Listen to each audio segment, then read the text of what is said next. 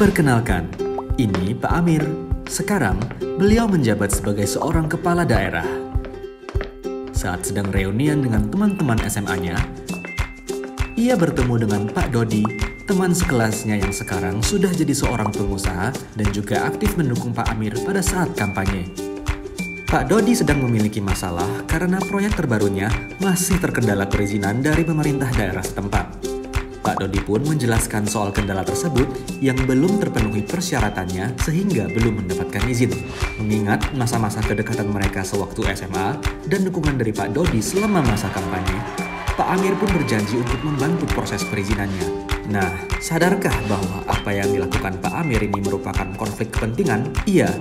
Ini adalah kondisi pejabat pemerintahan yang memiliki kepentingan pribadi untuk menguntungkan diri sendiri atau orang lain dalam penggunaan wewenang, sehingga dapat mempengaruhi netralitas dan kualitas keputusan atau tindakan yang dibuat dan dilakukannya.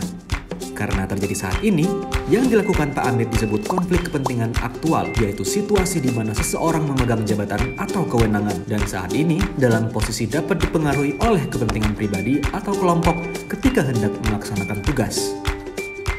Selain itu, ada juga konflik kepentingan potensial, yaitu situasi di mana seseorang yang memegang jabatan atau kewenangan dapat terpengaruh oleh kepentingan pribadi atau pihak lain di masa yang akan datang.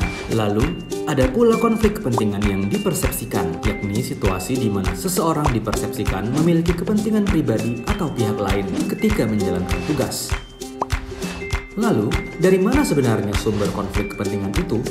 Bisa dari hubungan afiliasi, rangkap jabatan dan moonlighting, atau biasa disebut pekerjaan sampingan, kepemilikan aset, kelemahan sistem organisasi, kepentingan pribadi, hingga gratifikasi. Iya, gratifikasi bisa menjadi sumber munculnya konflik kepentingan.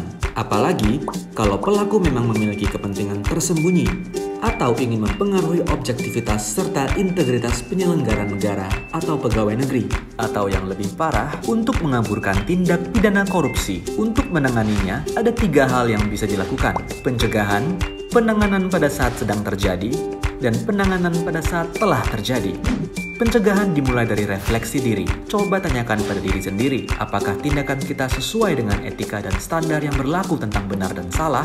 Lalu, amati lagi integritas kita. Sudahkah kita jujur dan menjaga integritas kita? Terakhir, tentang nilai. Apakah yang kita lakukan ini sudah selaras dengan nilai pribadi, institusi, atau lembaga yang kita wakili? Selain dari refleksi diri, tentu kita harus menurunkan risiko, seperti menghindari rangkap jabatan, menjauhkan kepentingan pribadi dalam pelaksanaan tugas, menolak gratifikasi yang terkait jabatan, serta membatasi interaksi dengan pihak-pihak yang berpotensi dipersepsikan memiliki konflik kepentingan oleh publik. Selain itu, kita juga wajib berkontribusi dalam perbaikan sistem pengelolaan konflik kepentingan agar hal tersebut tidak terjadi.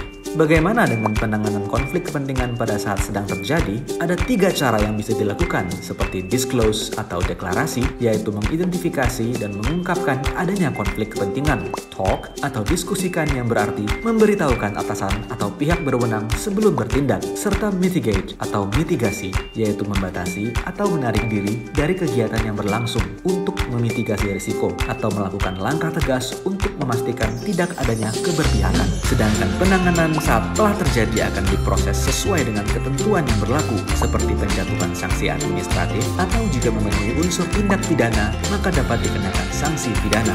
Mencegah munculnya konflik kepentingan memang tak mudah, tapi bukan berarti tak mungkin. Dimulai dari refleksi diri, yuk wujudkan pemerintahan yang bersih dari konflik kepentingan. Untuk melaporkan gratifikasi, klik goal.kpk.go.id. Klik gratifikasi.kpk.go.id untuk info lengkap soal gratifikasi.